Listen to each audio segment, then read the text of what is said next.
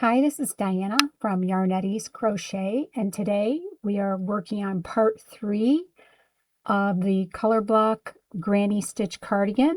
We're going to be working on the sleeves and adding the buttons and some finishing. I'm going to show you how to make the tapered sleeves and a cozy ribbed cuff on the sleeves, and how to finish the sleeves, cuffs, and also a few more finishing tips. The tutorial and instructions are in US crochet terms, and the written instructions will be shown throughout the video. A free printable instructional guide is currently in process and will be available for download once all 3 parts of the tutorial are published. Use the gear icon to adjust playback speed as needed, and as always, use the timestamps to go back to specific parts to rewatch. Supplies and gauge information are being shown on the screen. This tutorial is for a size medium, but if you would like to see a video or printable resource to help you resize this design for a custom fit, let me know in the comments. Also, I have another sweater tutorial in the works, so stick with me for a sneak peek. If you would, please like, subscribe, and comment so others needing help learning to crochet can find my content. I really appreciate that. So let's get started with the sleeves. I've already finished one sleeve of the sweater, and now we're going to work on the second sleeve. We're going to continue using our 6.5 millimeter hook, and I have some coordinating yarn. I've kind of used a lot of yarn scraps, if you will, or partial skeins of yarn to make this sweater, and I'm liking it quite a bit. So go ahead and put a slip knot on your hook using the yarn you're going to use for your sleeve. And I want you to take a look at your sleeve. You should have your sweater facing the right side. So this is the front of the cardigan. Here's the button band that we did during our last tutorial. And in the armpit, you're going to see these spaces that are formed with the double crochets or the chain stitches at the end of these rows. We're going to be using these spaces to crochet into. So choose one of the spaces in the armpit. I'm going to choose this space right here, and I'm going to attach my yarn.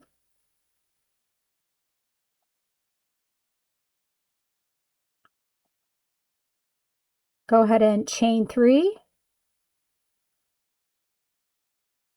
and work 2 double crochets around that same post inside that same space.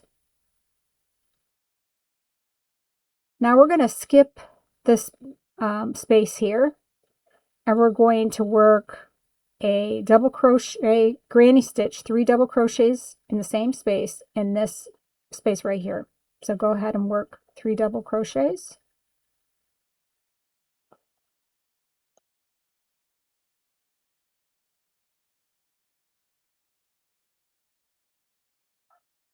Should probably back up a little bit.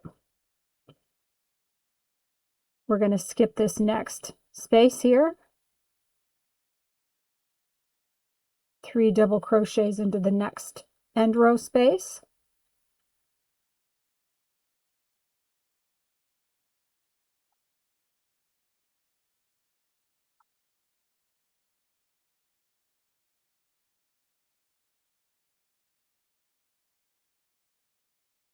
Skip, granny stitch in the next end row space. You're going to continue this way of working all the way around the edge of this armhole until you get all the way to the other end. And I will see you at the end for the join. Okay, I've made it almost all the way around my sleeve. I have one more space I need to make my last granny stitch. And you should have a total of 13 granny stitches around that first round of the armhole, the first round of the sleeve. Now we're going to slip stitch join into the top of that chain 3.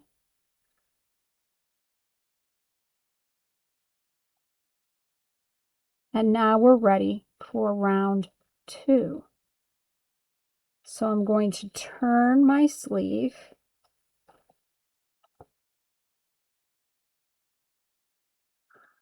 Okay, I've managed to wrangle my sweater, and I turned my work, or I turned my sleeve. And now I'm going to start round 2. I'm going to chain 3 and work 2 double crochets into that same space as my join. Now work a granny between the 2 grannies.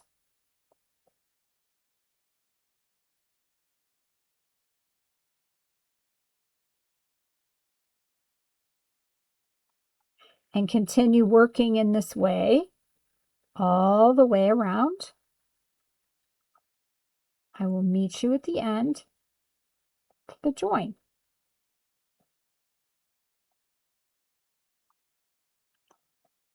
I made it to the end of the second round.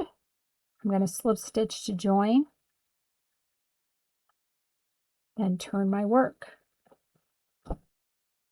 So you will continue working in this way for a total of 7 rounds. So we finished 2 rounds. You're going to do 5 more rounds, and each of these rounds are going to have 13 granny stitches. Make sure you turn your work with every round, or the stitch pattern is going to look a little bit off, because we want the stitch pattern on the sleeves to match the stitch pattern that we used in the body, where we used turned rows. So go ahead and complete those 7 rows, or 7 rounds, I should say, of the granny stitch, and I will meet you at the end, and we will begin decreasing to make our sleeve taper. So I finished my 7 rounds. So this is what we did. We working around the post of the end row stitches of the panel, I attached the yarn. Then for round 1, it was a chain 3 and then 2 more double crochets. That's a beginning granny made. And then I skipped an end row stitch and worked 3 double crochets around the next end row stitch 12 times, and then I slip stitched to join. That made a total of 13 granny stitches. That was for round 1. For round 2, we did the beginning granny, which is a chain 3 and 2 double crochet in the same space. And remember, you need to turn your work. The next part is you're going to granny stitch between the next 2 grannies 12 times and slip stitch to join at the top of the chain 3. So another 13 grannies. This is round 1, round 2, rounds 3 through 7. You repeat round 2. So the next part, I told you we're going to start decreasing. So this is round 8. This is our first decrease round. You're going to do a beginning granny stitch, and then I'm going to show you how to do a decrease. And what this is a granny, I call this a granny decrease. So I DC between the next 2 granny stitches, 1 DC. Then we do something called a DC 2 together, double crochet 2 together, starting in the same space as the previous, and double crochet, previous double crochet, but then finish the DC in the space between the next 2 grannies. So I'm going to show you how to do the decrease.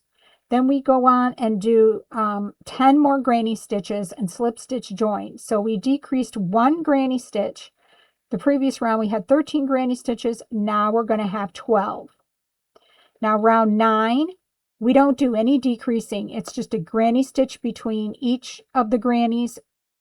So we're going to have 12 stitches in round 9. And then round 10 is just a repeat of round 9, which is another 12 granny stitches around. So I'm going to demonstrate the decrease round, and then I'm going to set you loose, and then I'll join you again in round 11. So let's do the decrease round. So I joined, but I haven't turned yet. So I need to turn my sleeve.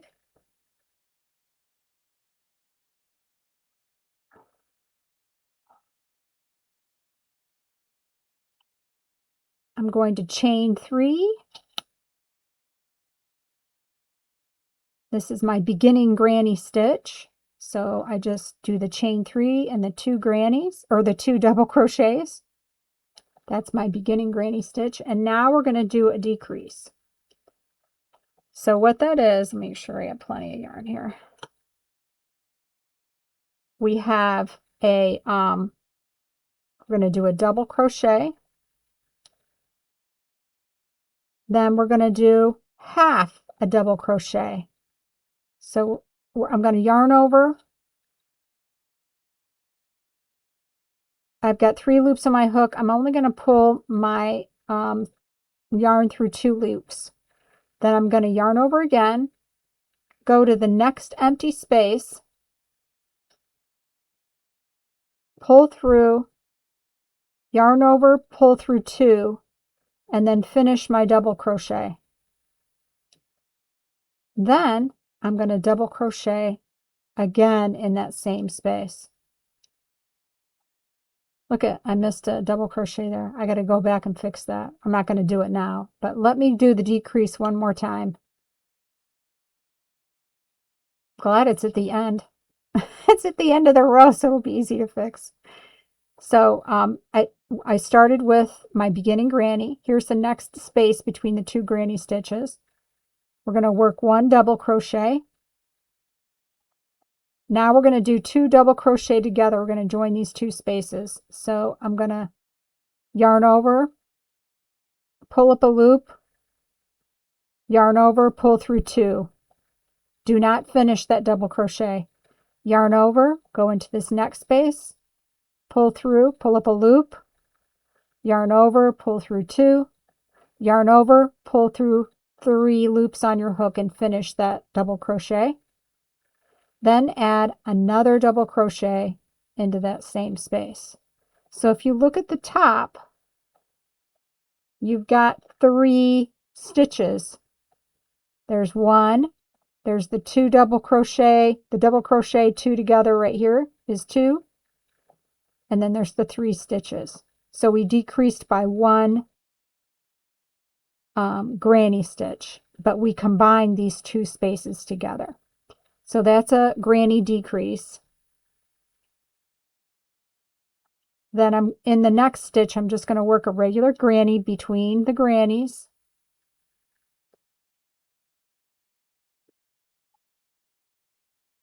And continue working my granny stitches between all the way around until we get to the end and we join. This is round 9. This is our first decrease round. So go ahead and complete that. I'm going to fix my mistake here, and then I'll meet you at the end for the join. So I finished round 8. I haven't turned yet, but so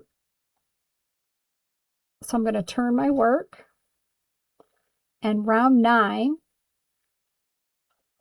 there's no decreases. I just work my beginning granny stitch, which is chain 3, 2 doubles in that space. And then I work a granny stitch in each space all the way around. But I do want to show you, when you come to the decrease, where'd it go? Here's the decrease. So it looks a little weird. It looks, well, maybe not weird. It just looks different. Just make sure you do a granny stitch in here and a granny stitch in here. It may throw you off. Don't skip it. And then once you complete that round, the decrease is virtually invisible. So go ahead and complete row 9, and I will meet you at the end. Okay, I completed row 9. and I already did the join. I have not turned my work yet.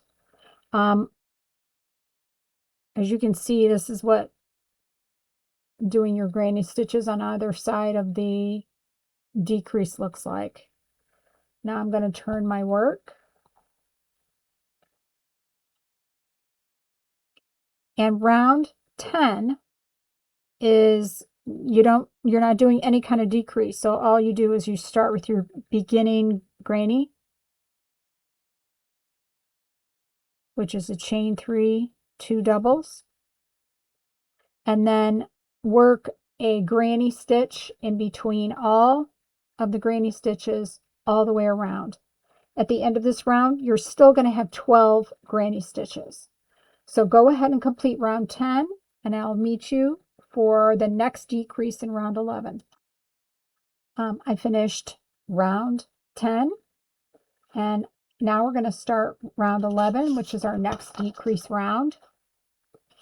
So you're going to start off with your beginning granny, just like you always do, and then you're going to do another decrease in the same way that we made the decrease from round 8. And then you're going to follow the same stitch pattern. You're going to work those granny stitches in between the other granny stitches. By the end of this round, you're going to have 11 granny stitches. So we reduced it by 1 granny stitch. Then in round 12, it's just 1 granny stitch in between each granny stitch. So again, you're going to have the 11 granny stitches. And rounds 13 through 15, you just repeat round 12. So I'm going to demonstrate the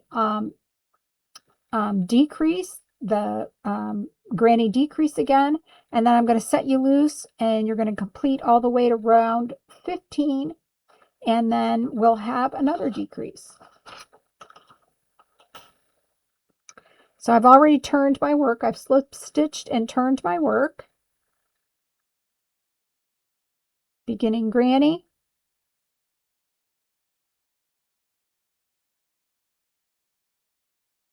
And then I'm going to decrease across these next 2 stitches, these 2 spaces. So work 1 double. Then we're going to work double crochet 2 together across these 2 spaces.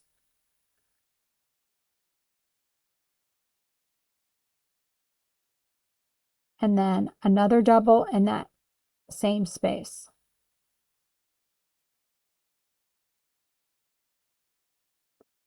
Then continue your double crochet or your granny stitch in the next space between those 2 grannies. Now continue working in this way all the way to the end. Slip stitch, join, turn your work, and this is going to be round 11. So you're going to work 4 additional rounds without any decreases. You're just adding your granny stitches in between. So go ahead and work your decrease round 11, and then work rounds 12 through 15 without any decreases. All these rounds are going to have 11 granny stitches. So we just reduced it by 11 granny stitches. So go ahead and complete that, and I'll meet you at round 16. Okay, I've finished round 15. I've joined, but I haven't turned yet. So next we're going to do round 16, and it is a decrease round. So you're going to work the decrease round just like you have the other decrease rounds. You're going to start with the beginning granny, work your granny decrease, and then in round 16, you're only going to have 10 granny stitches around. In round 17, all you do is continue to work granny stitches in the spaces between the granny stitches. Again, 10 granny stitches around. And for round 18, you just repeat round 17. So I'm going to work the beginning granny and the decrease, and then I'm going to cut you loose, and you're going to complete rounds 17. You're going to complete rounds 16, 17, and 18, and I'm going to meet you for 19. So let's go ahead and do round 16, just the beginning part of it. I turned my work.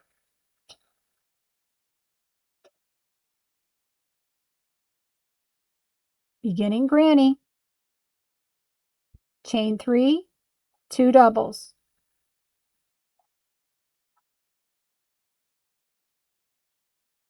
Granny decrease across these 2 spaces.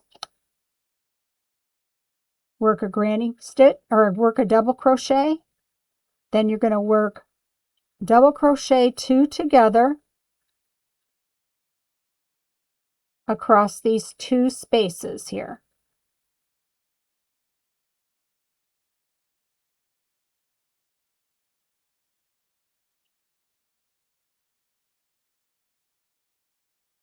There was our decrease.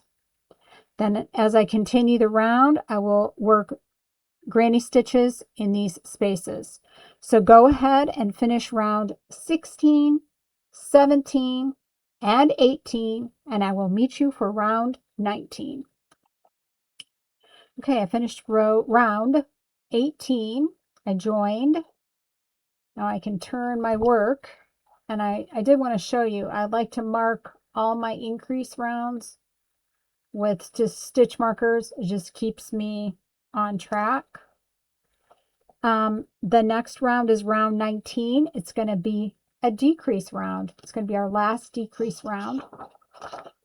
So you're going to work round 19 just like you have the other decrease rounds. You're going to start with the beginning granny, followed by a granny decrease, and then 7 more granny stitches for a total of 9 granny stitches around.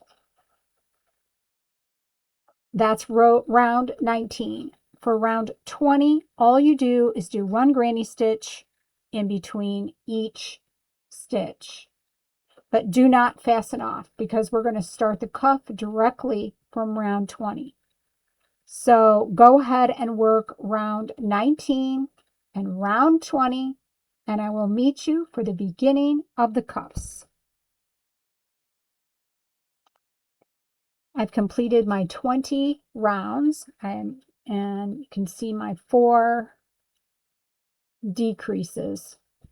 I have 9 granny stitches around, and now I'm going to start the cuffs.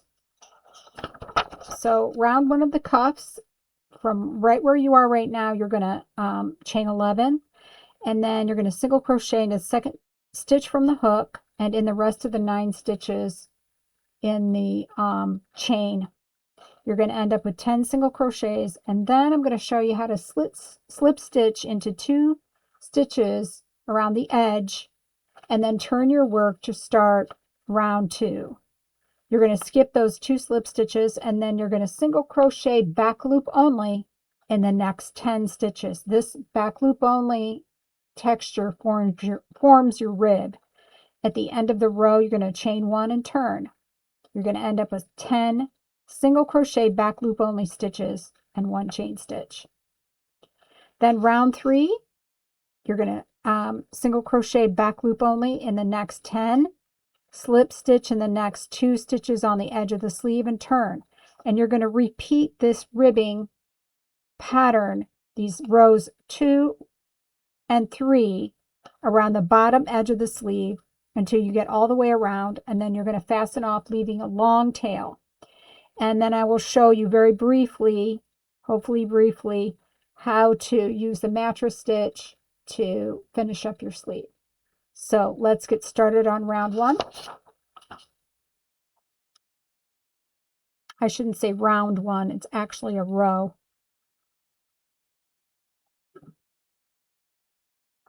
So I'm going to chain 11.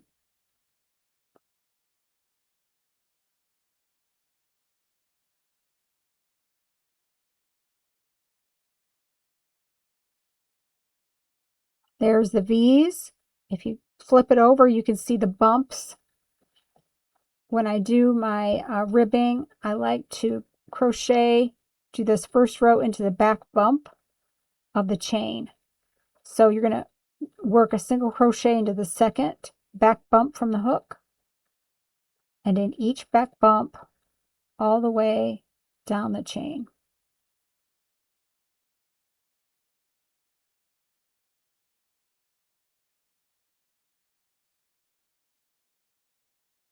And this is worked exactly the same as the ribbing at the bottom edge of your sweater.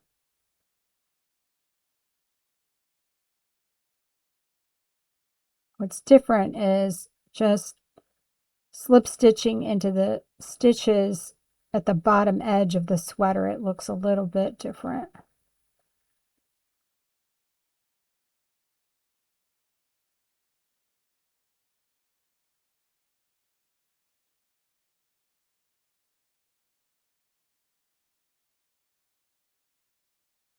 Okay, there is my first row of ribbing. Now I need to anchor it down by doing 2 slip stitches at the edge. So what's nice is I can work right into the tops of those double crochet stitches. 2 slip stitches, turn. This is row 2 of the ribbing. And a tip is turn your work the same way every time, and it'll help your ribbing look more consistent and uniform. Now you're going to skip these 2 first slip stitches and single crochet back loop only into that first single crochet stitch. Single crochet back loop only all the way down the row.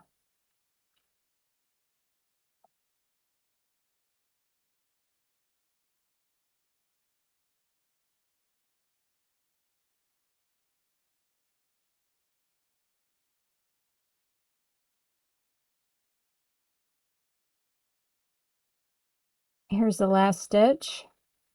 If you have problems seeing it, use a stitch marker until you have confidence on where you're inserting your hook. Back loop only, single crochet in the last stitch, chain 1, turn.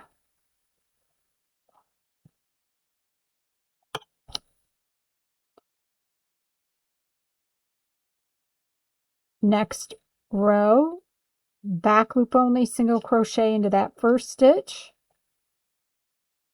and every stitch down the row.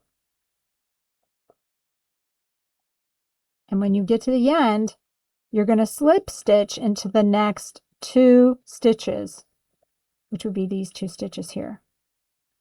And turn your work and continue working this ribbing all the way around, and I will meet you at the end to show you how to stitch that cuff together. Okay, I'm going to demonstrate for you how to finish up your cuff using my other cuff that I previously finished. And remember, leave a long tail because you're going to be using that tail to use your mattress stitch to slip stitch or to stitch these ends together. So the way you do your mattress stitch is you're going to come from underneath.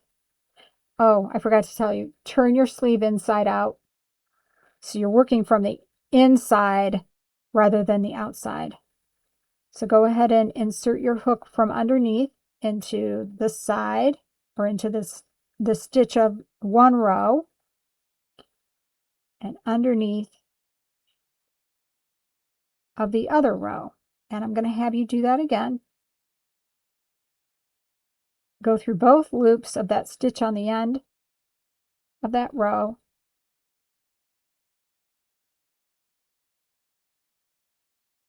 And in the other one. Now, it looks loose. Now, the cool thing about the mattress stitch is if you pull it, it disappears.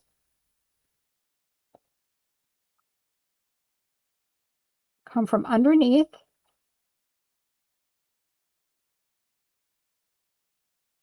Come from underneath on the other side. So you're kind of zigzagging back and forth between the 2 sides. This makes a flatter stitch than a whip stitch. There's nothing wrong with whip stitch. I just like the mattress stitch a little bit better, especially because it's almost invisible when you pull it tight.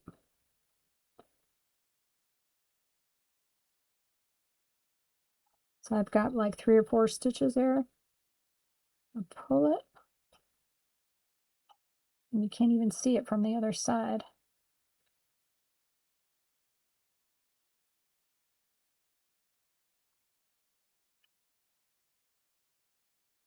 So go ahead and use the mattress stitch to stitch together your cuffs. And then we will talk about the other steps of finishing your sweater, because no, we're not done yet. We still have some things to do. And the reason is because we want our sweater to look polished and finished, and we want to enjoy wearing it. So what I would do then is I would weave in my tail so that it was invisible. But if you look on the other side, you can't see it. It's a great finish. So go ahead and stitch up your cuffs, and we'll talk again when you're done about what you need to do next. So the next step in finishing, and you're going to see my notes here, before you add your buttons, you need to wash and block your sweater. And look at the care instructions on your yarn label. It will tell you what you can and cannot do in terms of washing your sweater, depending on the yarn that you used. My yarn was 100% acrylic, and on my yarn label it says that I can machine wash it on warm, on the gentle or permanent press cycle. I can also tumble dry. I didn't, but you can put it in the dryer. No dry cleaning, no bleach, and no iron. My process with my sweater is I soak my sweater once I have all my yarn ends sewn in. So I weave in all my ends, make sure those are done. I soak the sweater in a little a basin of water with cold water and about 1 tablespoon of Tide and a cup of fabric softener. And I like to use the fragrance-free fabric softener. And then I leave it in that basin soaking overnight. Then I actually put my sweater, if it's 100% acrylic, into my washing machine, and I run it through the spin cycle. I have a slow, gentle spin cycle for delicates, and I add more fabric softener, and I run it through a spin cycle on gentle, delicate with cold water. Then I remove it from the washer, and believe it or not, I put it in the dryer for about 7 minutes on extra delicate with a dryer sheet. And it's still damp. When I don't dry it till it's completely dry. It's still damp. I take it out and I lay it flat on a cotton blanket exactly the way I want it to lay, so that I can see exactly where my buttonholes line up with my button band. And then I leave it there overnight. Usually it's dry by the next morning. It may take another 24 hours. But from there, once I've done the washing and blocking process, then I sew on my buttons, because everything changes with blocking. And I want to make sure everything lines up with my buttonholes. So wash and block first, then add your buttonholes. Now, once you go through this process and it's dried, it has a tremendous impact on the drape, feel, and fit of your sweater. This sweater, I mean, it was fairly soft to start with, but now it is squishy, squishy, soft, and cozy. And when I put the sweater on, it fits like a dream. It just lays perfectly flat, and it is a pleasure to wear. So don't skip the washing and blocking process. Some people feel like you can't block acrylic and it doesn't really impact the yarn, but that is not true. I wash and block every single sweater that I make, and 99% of the sweaters I make are 100% acrylic or an acrylic blend. So don't skip that step. So the next step, and I'm going to show you a picture of the sweater, as it doesn't have the buttons on it, but I've chosen some buttons.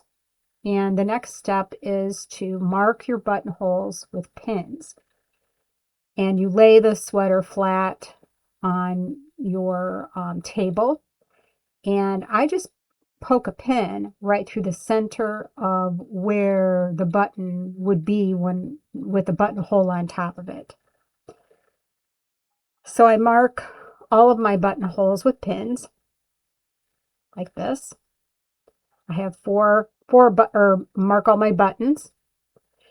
And then what I use to sew my buttons is actually I use the yarn, but I can't use the yarn as is. So what I do is I separate out the plies, and this happens to be a 4-ply yarn, and I separate out 2 plies.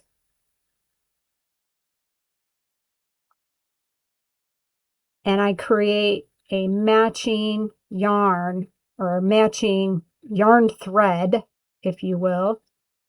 I just pull it apart. Sometimes it gets a little bit tangled, but just take your time and separate those plies out. And you will end up with 2 pieces of yarn thread, if you will, that you can use for your buttons, to sew on your buttons. And this has gotten really twisted.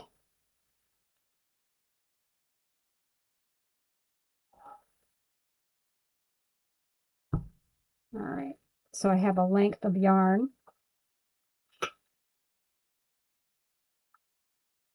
And you can't use a regular yarn needle to sew on your buttons. So these are the buttons. I love these buttons. These came from my grandma's button jar. These are vintage buttons. They're just gorgeous. And I wanted to make sure that my needle fit through the eye, or through the the holes in the buttons, the sewing holes. Make sure that it fits before you thread your yarn onto your needle. And I use a needle threader to get my yarn on because I'm old.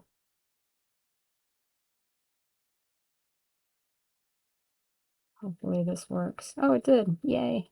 It's always nice when something works. And so I have a length of yarn here. So I'm going to start at the bottom button of the button band.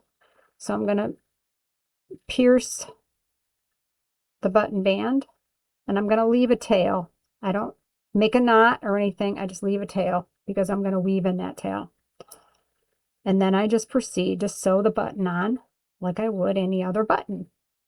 Now make sure when you're sewing, if you've never sewn on a button before, that the button is straight. And it doesn't matter if your button, the holes go vertically or horizontally. Just make sure that all the buttons, the holes are in the same direction.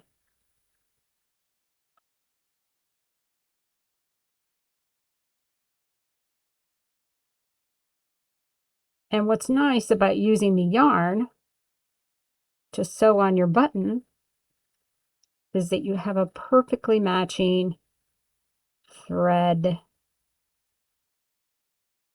Perfectly matching, perfectly coordinated. And when you go into weaving your tails, when you're done, it'll be invisible.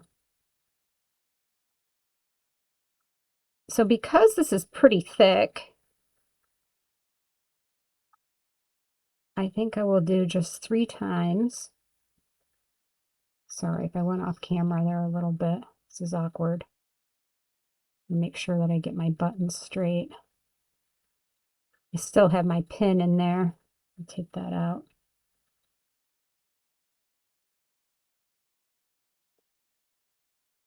So really, it only took 3 passes. I think I'm going to do one more, just to be on the safe side. That bottom button can take a lot of stress.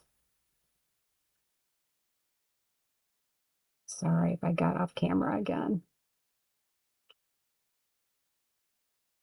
Okay, so that just 4 times, I took 4 stitches, and then what I do on the back, I take one little stitch in the back, and then instead of cutting my yarn, I run the yarn up through the button band to the next pin. So I'll take it and I'll run it invisibly. Now don't pull it too tight because you don't want to distort your button band.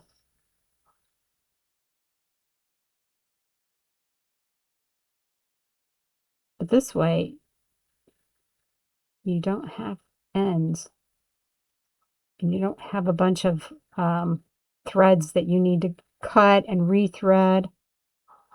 See how far am I? I gotta go all the way up here. And it's because you've used the actual yarn, it's invisible. Same yarn as the button band. See if I'm close on the other side. Oh, perfect. Then I stab the, I've got a little bit more to go. Sorry. There it is. Stab it through. And now I can start sewing on my second button.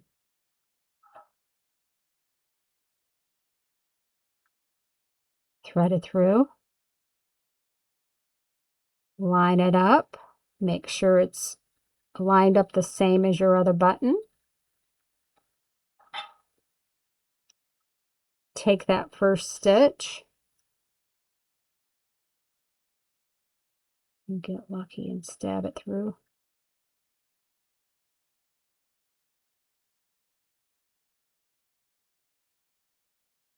There was 2.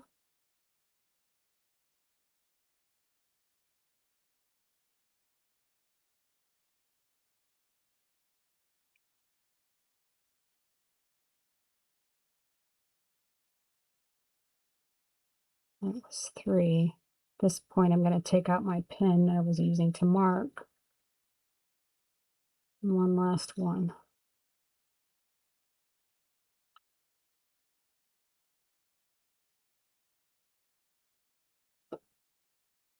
Oh, those are cute.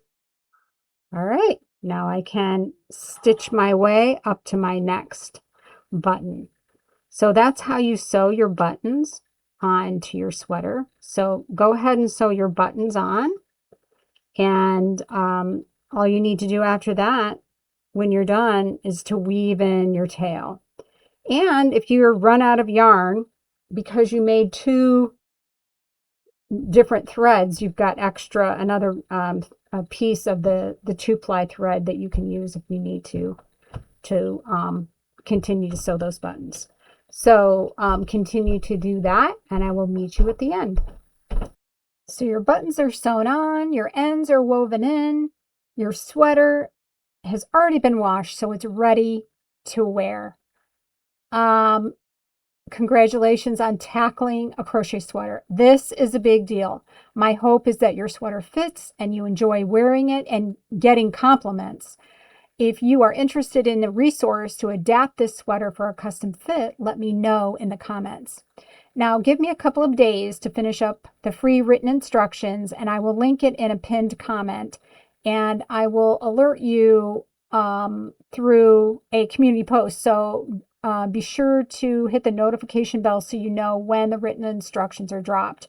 I'm also planning on posting left-handed versions of these tutorials. In the meantime, you can check out my beanie tutorials, and you may need a quick win after finishing a sweater. You might need a break and just making a beanie. I did want to give you a sneak peek of my next cardigan. So I call it the Granny Rectangle cardigan. And with my first prototype, I'm essentially using scraps and partial skeins, and I absolutely love it. So let me go get it and show it to you.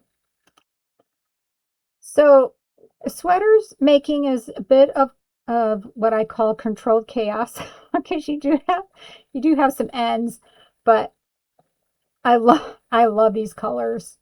I just finished up the button band and the ribbing and the button band. Let me show you the back. I love it. Yeah, it's really cool. Um, so I'll be working on that um, in the next couple of days, trying to get this finished up so I can begin to create the pattern and create the tutorial for you guys. So you have another option for a very cozy cardigan with tapered sleeves. So, like I said before, if you are a beginner, please don't give up. Keep going, keep trying. You're learning. You got to cut yourself a break. And if you find the information in this video helpful, please like, subscribe, and comment. It makes a big impact on my channel. I really thank you for that. And also post your SIPs, your sweaters in progress in the community. So keep crocheting and don't give up. You're doing better than you think.